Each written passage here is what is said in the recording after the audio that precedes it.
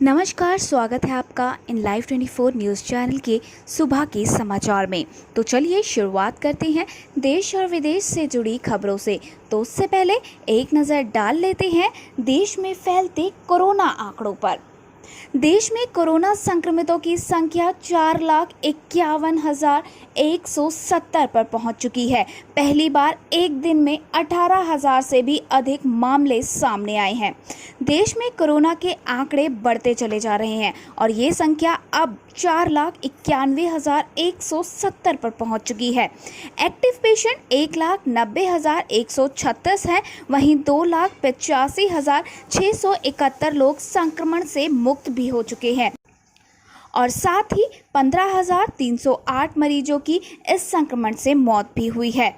बात अगर करें पिछले 24 घंटों की, तो देश में 18,185 कुल मामले सामने आए हैं, जो अब तक का सबसे बड़ा एक दिन का आंकड़ा है। और 24 घंटे में ठीक होने वालों की संख्या 13,983 है। देश में रिकवरी रेट 57.22% है। साथ ही 401 लोगों ने अपनी जान इस महामारी से गंवाई है। इसके साथ ही महाराष्ट्र और दिल्ली में मामले तेजी से बढ़ रहे हैं, जिसे देखते हुए महाराष्ट्र सरकार ने एंटीजन और रैपिड एंटीबॉडी जांच करने का निर्णय लिया है। महाराष्ट्र में एक दिन में कोविड-19 के सबसे अधिक 4,842 मरीज सामने आने से राज्य में संक्रमितों की संख्या बढ़कर 1,47,741 हो चुकी है। इसी तरह दिल्ली में 3,390 मामले सामने आने से कुल संख्या 73,780 पर पहुंच चुकी है। तीसरे नंबर पर तमिलनाडु, जहां पिछले 24 घंटों में 3,509 मामले सामने आए हैं और जिसके साथ ही संख्या बढ़कर 70,977 पर पहुंच गई है। वहीं गुजरात में 577 मामले सामने आने से कुल संक्रमितों की संख्या 29,578 हो चुकी है। गौरतलब है कि दिल्ली और गुजरात समेत महाराष्ट्र में सबसे ज़्यादा कोरोना संक्रमण के मामले सामने आ रहे हैं। आंकड़ों के मुताबिक मौत के मामले में भी दिल्ली, गुजरात और महाराष्ट्र ने अन्य राज्यों को पीछे छोड़ दिया है। लिहाजा आज स्वास्थ्य मंत्रालय के संयुक्त सचिव लव अग्रवाल के नेतृत्व में केंद्रीय दल महाराष्ट्र और गुजरात जाने वाली है। यहां पहुंचने के बाद केंद्रीय दल कोरोना से निपटने के लिए किए गए इंतजामों का जायजा लेगी। उसके बाद टीम के सदस्य राज्य के अधिकारियों के साथ बैठक कर महामारी से निपटने के उपायों पर चर्चा करेंगे। महाराष्ट्र और गुजरात का दौरा करने वाले केंद्रीय दल तेलंगाना भी जाने वाले हैं। चलिए अब बढ़ते हैं अपनी अगली खबरों की तरफ। दिल्ली में समय से पहले पहुंचा मानसून, बिहार में बिजली गिरने से 80 से ज़्यादा लोगों की हुई मौत। राष्ट्रीय राजधानी दिल्ली में मानसून अपने तय समय 27 जून से 2 दिन पहले ही पहुंच गया है। मौसम विभाग ने गुरुवार को इसके बारे में घोषणा की। हालांकि उसने ये भी बताया कि दिल्ली, हरियाणा, चंडीगढ़ में अगले कुछ दिन तक बारिश की गतिविधियां कमज़ोर ही रहेगी। मौसम विभाग के मुताबिक मानसून अब आगे राजस्थान, उत्तर प्रदेश के बाकी हिस्से, हिमाचल प्रदेश, पूरी दिल्ली, हरियाणा के कुछ हिस्से और पंजाब के ज़्यादातर हिस्से तक पहुँच चुका है। राष्ट्रीय मौसम पूर्वानुमान केंद्र की प्रमुख साथी देवी ने दिल्ली, हरियाणा, चंडीगढ़ में अगले 3 दिन में बारिश की गतिविधियां कमजोर होने की बात कही है। इसके साथ ही बिहार के आपदा प्रबंधन विभाग ने गुरुवार को बताया कि राज्य में बिजली गिरने से 80 से ज्यादा लोगों की मौत हो गई। विभाग की ओर से जारी बयान के अनुसार 23 जिलों में बिजली गिरने से ज्यादा 13 मौत गोपालगंज जिले में हुई। मौसम विभाग ने पूर्वानुमान लगाया है कि अगले कुछ दिनों में राज्य के 38 जिलों में गरज के साथ बारिश का पूर्वानुमान है। इस दौरान बाढ़ की आशंका वाले क्षेत्र उत्तरी बिहार में भारी से भारी बारिश हो सकती है। भारत के इतिहास में पहली बार पेट्रोल, डीजल दोनों 80 के पार, लगातार 20वें दिन हुई कीमत में बढ़ोतरी। अंतर्राष्ट्रीय बाजार में कच्चे तेल की कीमतों में मामूली तेजी के बीच आज घरेलू बाजार में पेट्रोल, डीजल की कीमत देश में लगातार 20वें दिन बढ़ी है। देश की राजधानी दिल्ली में पेट्रोल और डीजल दोनों की कीमत 80 रुपये के पार पहुंच चुकी है। भारतीय इतिहास में ऐसा पहली बार हुआ है जब डीजल पेट्रोल से महंगा है और दोनों के दाम 80 रुपये के पार कर गए हैं। दिल्ली में डीजल की कीमत में 17 पैसे की बढ़ोतरी के साथ अब नई कीमत 80.5 8.19 रुपये प्रति लीटर हुई है। वहीं पेट्रोल की कीमत में भी 21 पैसे की बढ़ोतरी की गई है। इन 20 दिनों में पेट्रोल 8.87 रुपये और डीजल 10.79 रुपये प्रति लीटर महंगा हो चुका है। वहीं देश के इतिहास में पहली बार डीजल की कीमतों ने पेट्रोल की कीमतों को पीछे छोड़ दिया है। हालांकि ये स्थिति सिर्फ दिल्ली में है, देश के बाकी हिस्सों में अभी भी पेट्रोल के मुकाबले डीजल का रेट कम है। दिल्ली में बड़ी कीमत का एक कारण वैट भी है। दिल्ली सरकार ने लॉकडाउन के दौरान डीजल पर वैट की दर को बढ़ा दिया था। इसकी दूसरी वजह यह है कि मई के पहले हफ्ते में भारत सरकार ने पेट्रोल और डीजल पर भारी एक्साइज ड्यूटी बढ़ाई। पेट्रोल पर प्रति लीटर उत्पाद शुल्क 10 रुपये बढ़ाया गया, जबकि डीजल पर प्रति लीटर उत्पाद शुल्क 13 रुपये बढ़ाया गया। यहाँ भी डीजल के महंगे होने की राह तैयार की गई। सीबीएसई की परीक्षाएं रद्द होने से जेईई और नीट के टलने के आसार बढ़े। सीबीएसई की 10वीं 12वीं की बोर्ड परीक्षाएं रद्द होने से अब जेईई मेंस और नीट 2020 के टलने के आसार बढ़ चुके हैं। केंद्रीय माध्यमिक शिक्षा बोर्ड की 10वीं 12वीं की परीक्षाएं स्थगित होने के फैसले और एचआरडी मंत्रालय की ओर से यूजीसी को एकेडमिक कैलेंडर पर पुनः विचार करने के फैसले से अगले महीने आयोजित होने वाली 2 बड़ी प्रतियोगियाई परीक्षाओं जेईई और नीट पर असर पड़ सकता है।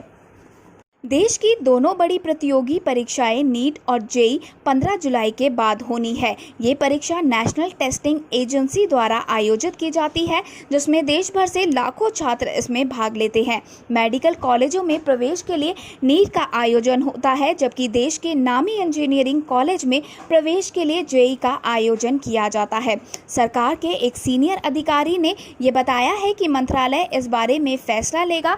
हालांकि अभी सुप्रीम कोर्ट के दिशा निर्देश भी आने बाकी है। इन परीक्षाओं को लेकर इसलिए भी चिंता है क्योंकि ये सीबीएसई की परीक्षाओं के बाद होने के लिए प्रस्तावित थी। स्थिति काफी गंभीर है। ऐसे में स्वाभाविक है कि जेईई और नीट 2020 के बारे में कुछ दिनों में फैसला लिया जाए कि ये आयोजित की जाएंगी या फिर रद्द हो जाएंगी।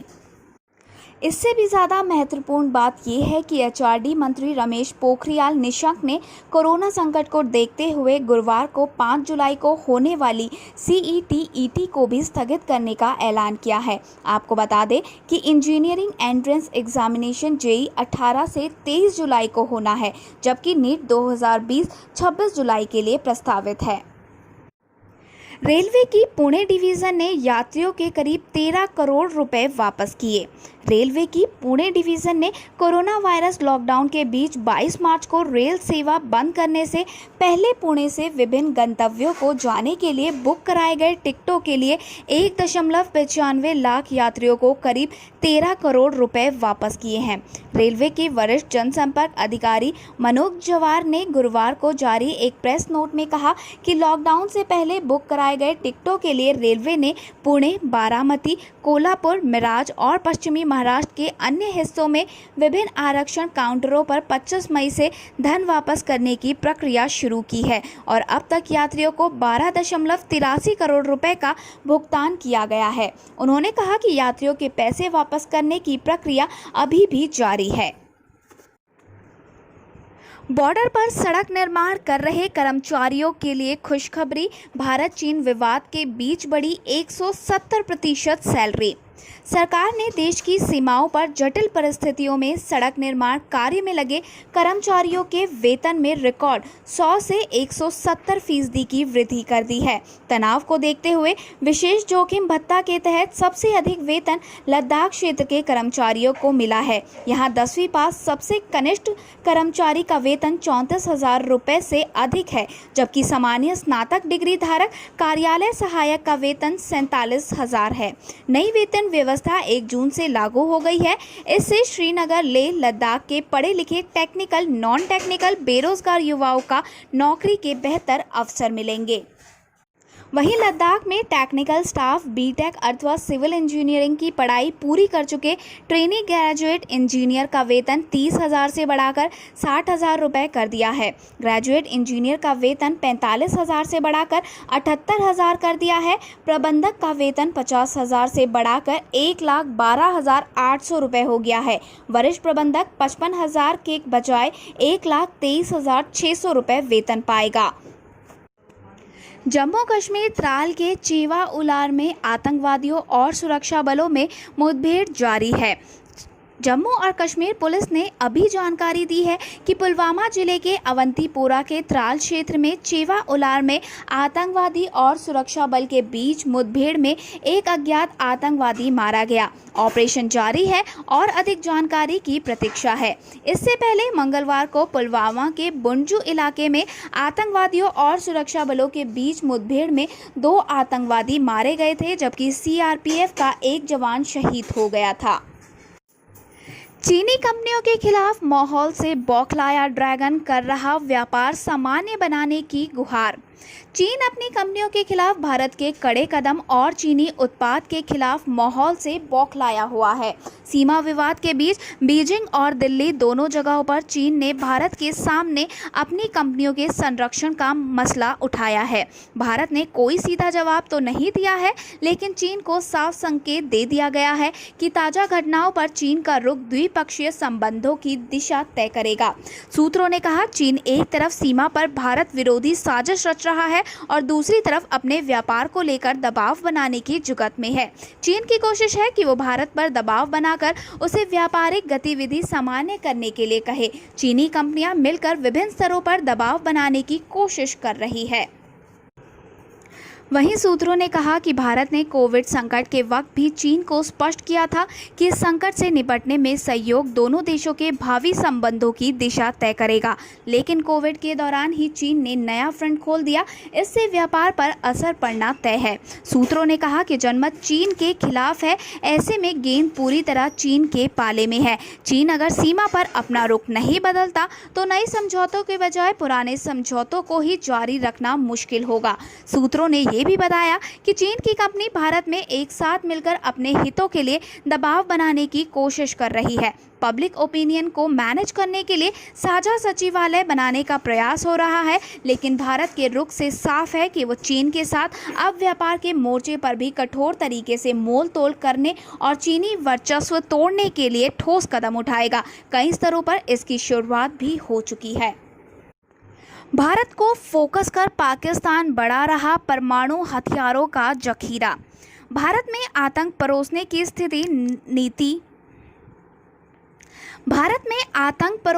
स्थायी नीति अपना रहा पाकिस्तान देश के खिलाफ खतरनाक परमाणु साजिश भी रच रहा है। भारत को केंद्रित कर पाकिस्तान अपने परमाणु हथियारों के जखीरे को लगातार बढ़ा रहा है। जर्मन सरकार की रिपोर्ट ने पाकिस्तान के परमाणु प्रसार की प्रतिबद्धताओं की कलाई खोलकर रख दी है। इस रिपोर्ट में कहा गया है कि चीन के सहयोग से पाकिस्तान तेजी से अपने न्यूक्लियर अटैक क्षमता को बढ़ा रहा है। उसका ये कार्यक्रम भारत को लक्ष्य करके है। 16 जून 2020 को जारी जर्मनी की annual report of the office for the protection of the constitution for the German state of Baden Wurttemberg में कहा गया है कि पाकिस्तान समेत ईरान, उत्तर कोरिया और सीरिया तेजी से सामूहिक विनाश के हथियारों को बना रहे हैं। इनमें परमाणु, जैविक और रासायनिक हथियार शामिल है। रिपोर्ट में ये भी कहा गया है कि ये देश अवैध रूप से जर्मनी से इन हथियारों को बनाने के लिए कल पुर्जों की खरीद की कोशिश भी कर रहे हैं। रिपोर्ट में कहा गया है कि इस तरह के हथियारों का उत्पादन और प्रसार शांति और अंतर्राष्ट्रीय सुरक्षा के लिए एक गंभीर खतरा है। जर्मनी की इस रिपोर्ट में ये खुलासा हुआ है कि पाकिस्तान का व्यापक सैन्य परमाणु कार्यक्रम कट्टर दुश्मन भारत के खिलाफ प्रेरित है। जून में ही जारी स्वीडन के प्रमुख think tank Stockholm International Peace Research Institute ने अपनी रिपोर्ट में कहा था कि पाकिस्तान के पास 160 परमाणु हथियार है, जो भारत से भी ज़्यादा है। लैबों को आईसीएमआर का निर्देश, कोविड-19 पॉजिटिव नमूनों को नष्ट करने से पहले उन्हें 30 दिन तक रखें सुरक्षित।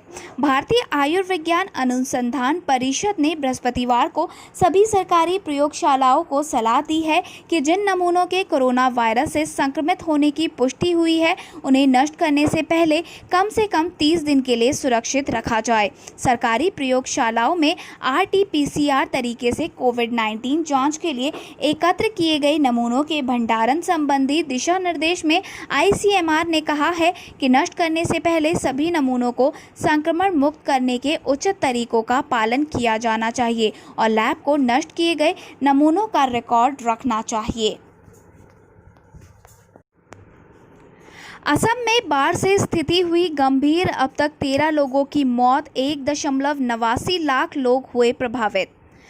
असम में गुरुवार को बाढ़ की स्थिति और गंभीर हो गई। राज्य में 4 और जिलों में भी बाढ़ का पानी घुस गया है। वहीं एक व्यक्ति की मौत होने के साथ ही बाढ़ की वजह से मरने वालों की संख्या बढ़कर 13 हो गई है।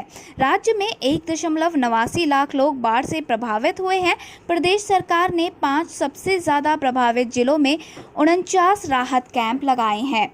मुख्यमंत्री सर्बानंद सोनोवाल ने प्रभावित जिलों के अधिकारियों को निर्देश दिया है कि वे बाढ़ प्रभावित क्षेत्रों में लोगों तक तेजी से पहुंचे और बचाव एवं राहत कार्य के दौरान कोविड-19 सुरक्षा नियमों का पालन करें। असम राज्य आपदा प्रबंधन प्राधिकरण ने अपने दैनिक बुलेटिन में बताया कि बाढ़ से सबसे ज्यादा प्रभावित धीमाजी जिले में एक और व्यक्ति की मौत हो गई। यहां 91,000 लोग प्रभावित हुए हैं।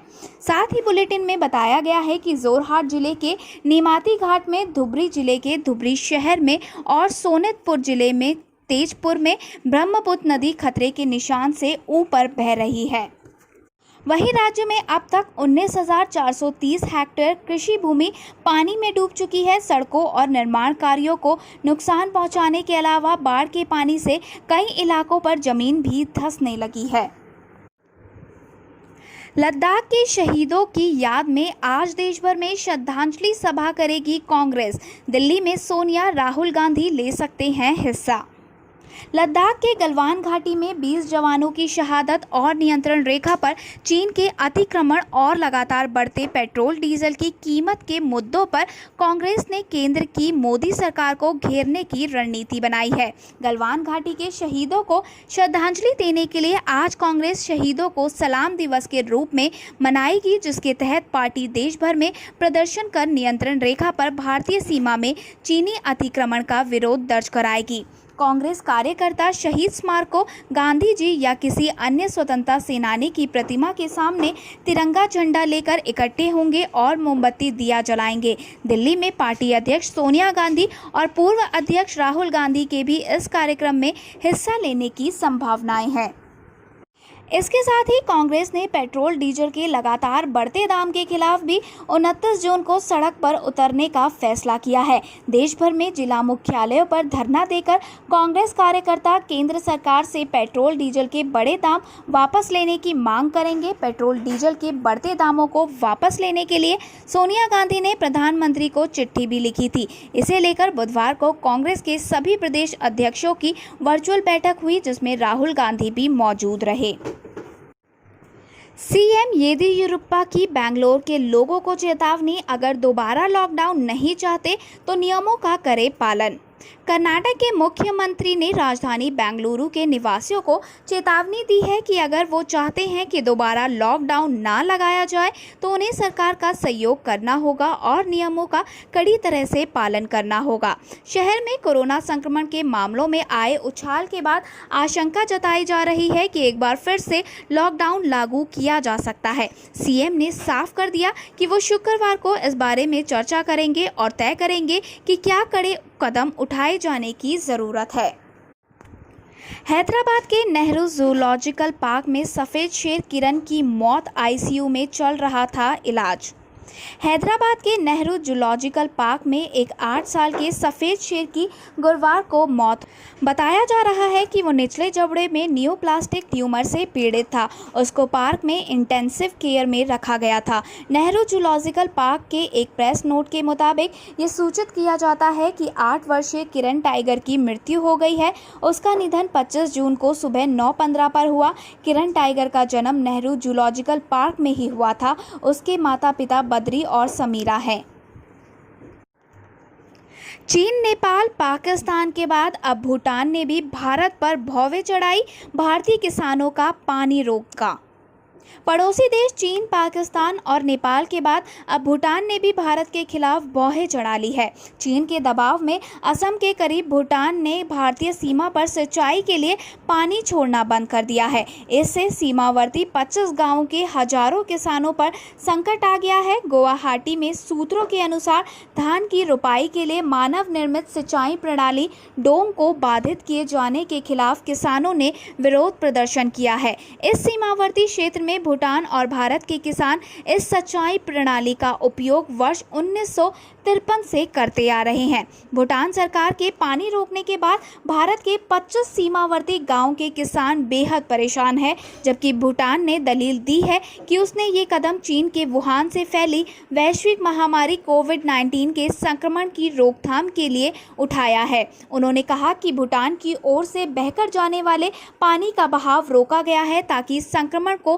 फैलने से रोका जा सके। भूटान ने अपने देश में विदेशी नागरिकों के प्रवेश पर प्रतिबंध लगा रखा है। वहीं स्थानीय सूत्रों का कहना है कि भारतीय किसानों ने इस फैसले का विरोध करते हुए कहा कि वैश्विक महामारी की रोकथाम के सारे नियमों का पालन किया जाए तो कोरोना के संक्रमण से बचा जा सकता है। इसके लिए नहर का पानी रोकने की कोई जरूरत नहीं है। पतंजलि की कोरोनिल दवा के दावे पर बाबा रामदेव के सहयोगी पलटे, कहा मेरे यहाँ नहीं हुआ दवा का ट्रायल। कोरोना के इलाज के लिए पतंजलि की ओर से कोरोनिल दवा बनाए जाने के दावे के मामले में बाबा रामदेव के सहयोगी पलटी मार गए हैं। जयपुर के जिस national institute of medical science university में कोरोना पीड़ितों पर दवा का ट्रायल करने का बाबा रामदेव ने बुधवार को दावा किया था, उसी यूनिवर्सिटी के चेयरमैन डॉक्टर BS तोमर ने गुरुवार रात को कहा कि उनके अस्पताल में किसी दवा का ट्रायल नहीं हुआ है। उधर राजस्थान सरकार ने स्वास्थ्य अधिकारियों से कहा है कि पतंजलि की कोरोनिल दवा प्रदेश में बिकनी नहीं चाहिए। एक बयान में डॉक्टर तोमर ने कहा कि बाबा रामदेव जिस दवा का निम्स के अस्पताल में क्लिनिकल ट्रायल का दावा कर रहे हैं वहां ऐसा कुछ भी नहीं हुआ। बाबा रामदेव ने गलत बयान दिया है। उन्होंने कहा कि हमने इम्यूनिटी बूस्टर के रूप में अश्वगंधा, गिलोय व तुलसी का प्रयोग किया था। ये केवल इम्यूनिटी बढ़ाने के लिए था, कोई इलाज की दवा नहीं थी। उन्होंने साथ ही कहा कि मैं नहीं जानता बाबा रामदेव ने 100% इलाज का दावा कैसे किया है। निम्स का बाबा रामदेव के साथ दवा बनाने में कोई सहयोग नहीं था। उल्लेखनीय है कि तोमर ने बुधवार को ही बाबा रामदेव के साथ मीडिया के समक्ष कोरोना की दवा कोरोनिल बनाने का दावा किया था। अब शायद राजस्थान सरकार के बढ़ते दबाव एवं विवाद के चलते तोमर ने यू टर्न ले लिया है। वहीं राज्य के चिकित्सा मंत्री डॉक्टर रघु शर्मा ने विभागीय अधिकारियों से कहा है कि ICMR व सरकार की अनुमति के बिना दवा तैयार करना गलत है, इसलिए प्रदेश में कहीं भी इसकी कोई बिक्री नहीं होनी चाहिए। कोरोनिल की बिक्री नहीं हो, इसके लिए जिला मुख्य चिकित्सा एवं स्वास्थ्य अधिकारी निगरानी करेंगे। दवाइयों की दुकानों पर आकस्मिक निरीक्षण किया जाएगा। प्रदेश में पतंजलि के स्टोर्स की भी नियमित निगरानी की जाएगी। दूसरी तिमाही में भी जारी रहेगी सरकारी खर्चे पर पाबंदी, वित्त मंत्रालय ने दिया निर्देश। देश की वित्तीय हालत को देखते हुए चालू वित्त वर्ष 2020-21 की दूसरी तिमाही जुलाई-सितंबर में भी सरकारी खर्चे पर पाबंदी जारी रहेगी। इस सिलसिले में वित्त मंत्रालय के आर्थिक मामले विभाग की तरफ से कई मंत्रालयों व विभागों को निर्देश जारी कर दिए गए हैं। वित्त मंत्रालय के निर्देश में मंत्रालयों व सरकारी विभागों को चालू वित्त वर्ष की पहली तिमाही की तरह ही वित्तीय प्रबंधन अगली तिमाही में जारी रखने के लिए कहा गया है। वित्त मंत्रालय का कहना है कि अभी नकदी को लेकर भारी दबाव है, ऐसे में काफी सोच समझकर खर्च करने की आवश्यकता है। गत 8 अप्रैल को वित्त मंत्रालय ने सरकारी खर्चों को नियंत्रण में रखने की आवश्यकता जारी करते हुए अपना पहला निर्देश जारी किया था। चीन के खिलाफ माहौल का भारतीय निर्यातकों को मिलने लगा फायदा, कई देश कर रहे हैं संपर्क। कोविड-19 की वजह से वैश्विक स्तर पर चीन के खिलाफ बनने वाले माहौल का फायदा भारतीय निर्यातकों को मिलने लगा है। चीन से सामान खरीदने वाले कई देश अब खरीदारी के लिए भारतीय निर्यातकों से संपर्क कर रहे हैं। गारमेंट्स, लेदर एवं इंजीनियरिंग गुड्स के निर्यातकों के पास इन दिनों यूरोप के कई देशों के साथ जापान, ऑस्ट्रेलिया और न्यूजीलैंड जैसे देशों से खरीदारी के लिए पूछताछ की जा रही है। निर्यातकों के मुताबिक चीन सालाना $2500 अरब का निर्यात करता है और अगर चीन का 1% निर्यात भी भारत की ओर शिफ्ट होता है तो भारत को $25 अरब का नया ऑर्डर मिलेगा, जो भारतीय निर्यात का लगभग 8% है।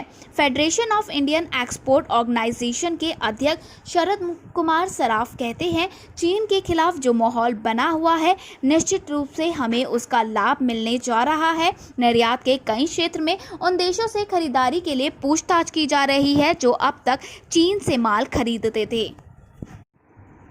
अब जुलाई में होगा T20 विश्व कप 2020 के भविष्य का फैसला, आईसीसी ने किया ऐलान।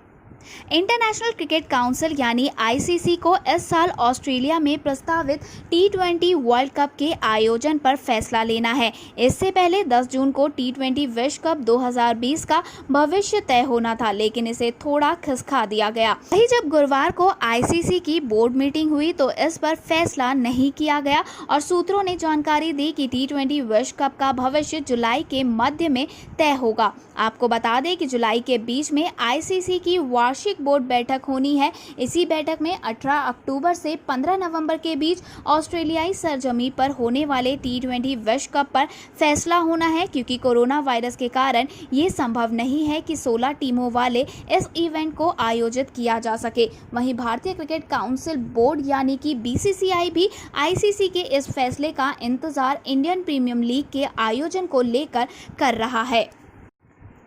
लॉकडाउन से प्रभावित कोचों, सहयोगी स्टाफ की मदद के लिए रन टू द मून में हिस्सा लेंगे 14,000 से ज़्यादा लोग।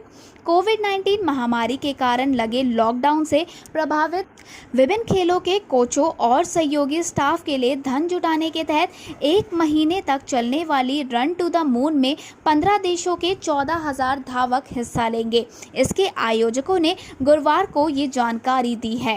राष्ट्रीय बैडमिंटन कोच पुलेला गोपीचंद, अर्जुन पुरस्कार हासिल कर चुकी अश्विनी नागचप्पा और मलाथी होला के समर्थन वाली रन टू द मून 21 जुलाई को चंद्रमा पर मनुष्य के पहले कदम रखने की 51वीं वर्षगांठ के साथ खत्म होगी। दुनिया के विभिन्न हिस्सों में एक साथ होने वाले इस दौड़ में प्रतिभागियों का लक्ष्य मिलाकर 3,84,400 किलोमीटर की दूरी तय करना होगा, जो पृथ्वी से चंद्रमा के बीच की दूरी है। द्रोणाचार्य पुरस्कृत बैडमिंटन कोच गोपीचंद ने कहा, इस मौजूदा संकट का कोचों और खेल सहयोगी टीमों पर बड़ा असर पड़ा है। मैं रन टू द मून के सभी प्रतिभागियों का शुक्रिया करना चाहूंगा जिन्होंने इस मुहिम में योगदान दिया है। उन्होंने कहा कि इस मुश्किल समय में रन टू द मून एक अच्छा सकारात्मक अभियान है और मैं सभी प्रतिभागियों को इन 30 दिनों तक दौड़ने के लिए फिट रहने और एक्टिव रहने के लिए प्रेरित करूंगा। पंजीकृत प्रतिभागी अपने पसंदीदा जगह पर कहीं भी दौड़ सकते हैं। उन्हें प्रत्येक दिन दौड़ने की ज़रूरत नहीं होगी, बल्कि 1 महीने के दौरान दौड़ना होगा और उन्हें अपने प्रविष्टियों के वैध होने के लिए कम से कम 65 किलोमीटर तक दौड़ना होगा।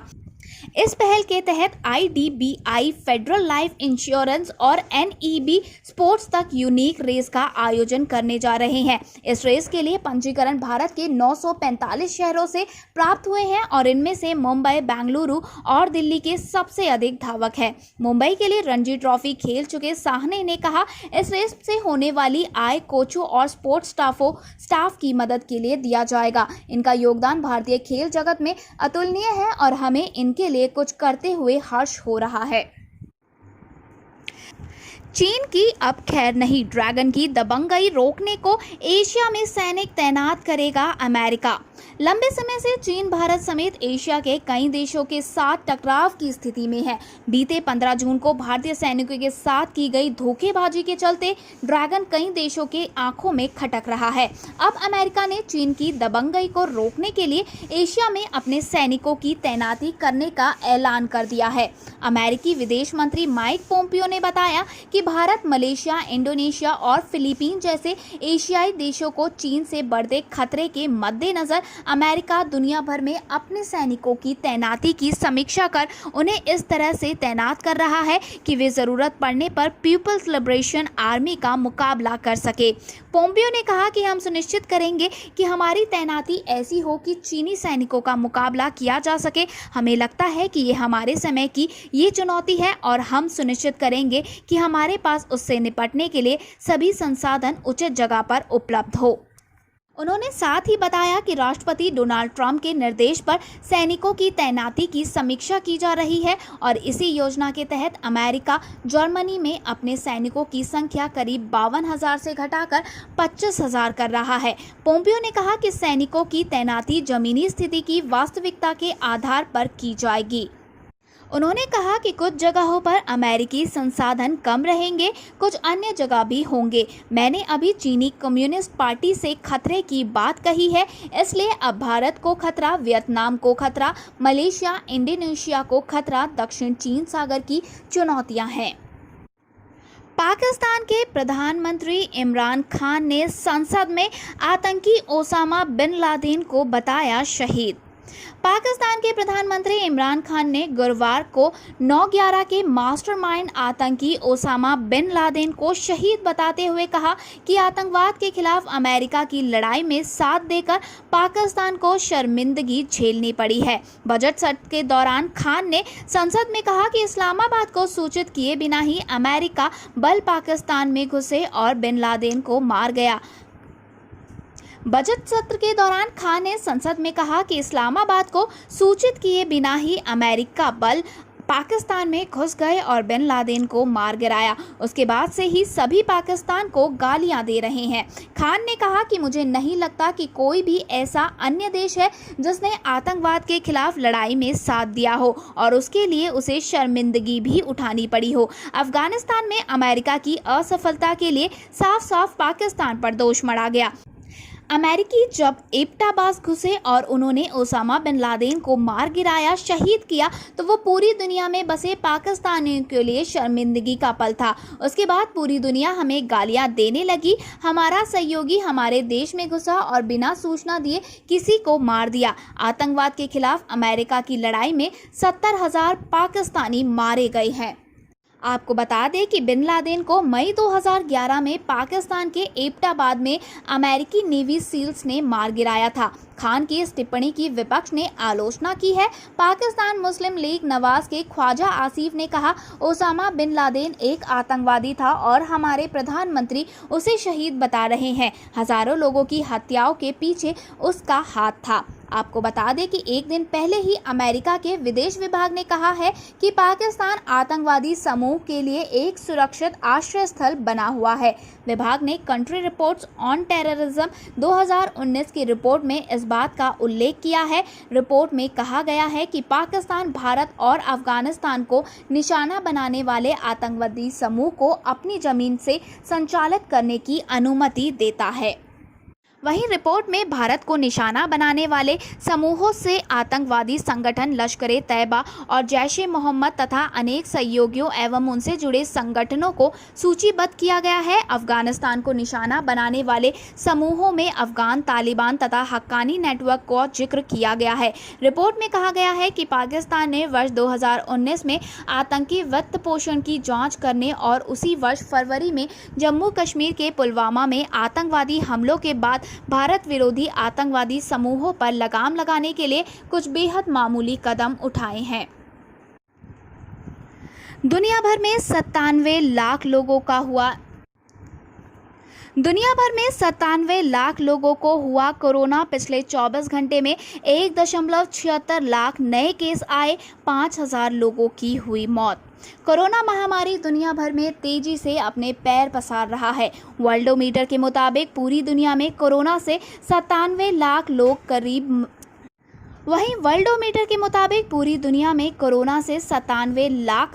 लोग संक्रमित हो चुके हैं, जबकि मरने वालों की संख्या 4,90,000 के पार पहुंच गई है। वहीं 52 लाख से ज़्यादा लोग ठीक भी हुए हैं। दुनिया के करीब 66% कोरोना के मामले सिर्फ 10 देशों से आए हैं। इन देशों में कोरोना पीड़ितों की संख्या 62 लाख से भी अधिक है। कोरोना से सबसे ज़्यादा प्रभावित मुल्क अमेरिका है। अमेरिका में 25 लाख से ज़्यादा लोग अब तक कोरोना से संक्रमित हुए हैं। 1,26,000 से ज़्यादा यहाँ मौतें हो चुकी हैं, लेकिन अब हर दिन ब्राज़ील में अमेरिका से ज़्यादा केस और मौतें दर्ज की जा रही हैं। अमेरिका में पिछले 24 घंटे में 37,907 मामले सामने आए हैं और 595 लोगों की मौत हुई है। वहीं ब्राज़ील में 40,673 मामले सामने आए हैं और 1,180 लोगों की मौत हुई है। ब्राज़ील के बाद रूस और भारत में संक्रमितों की संख्या दुनिया में सबसे ज़्यादा तेज़ी से बढ़ रही है। धन्यवाद। अभी के लिए बस इतना ही। आगे की और खबरों के लिए बने रहिए हमारे साथ इन लाइव 24 न्यूज़ चैनल में। और अगर आपको हमारी ये वीडियो पसंद आई हो तो प्लीज़ लाइक और दोस्तों के साथ शेयर करना ना भूलें और जाने से पहले हमारे चैनल को सब्सक्राइब ज़रूर करें।